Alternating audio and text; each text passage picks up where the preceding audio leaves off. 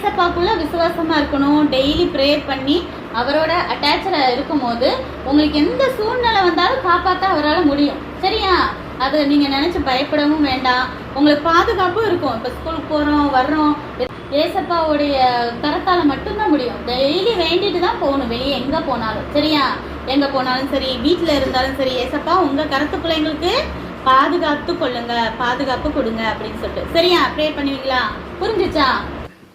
அப்புறம் சிஷ்யர்கள் ஏசப்பா தனியாக இருக்கும்போது கேட்குறாங்க, எதனால எங்களால் அந்த பிசாசை துரத்த முடியல அப்படின்னு கேட்கும்போது ஏசப்பா சொல்கிறாரு, உங்களுடைய அவிசுவாசத்தினால தான்.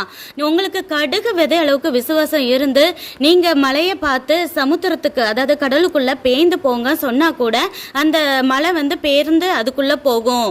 உங்களால் கூடாத காரியம் ஒன்றுமே இல்லை. அதே போல் பிசாசை துரத்தோன்னா சும்மா அதிகாரம் கிடைச்சா மட்டும் பத்தாது. டெய்லியும் நல்லா ஜெபிச்சு ஃபாஸ்டிங் இருந்து அதட்டனா மட்டும்தான் எல்லா வகையான பிசாசும் போகும்னு சொல்லிட்டு சீஷர்களுக்கு அட்வைஸ் பண்ணாரு நம்ம ஏசப்பா. நன்றி.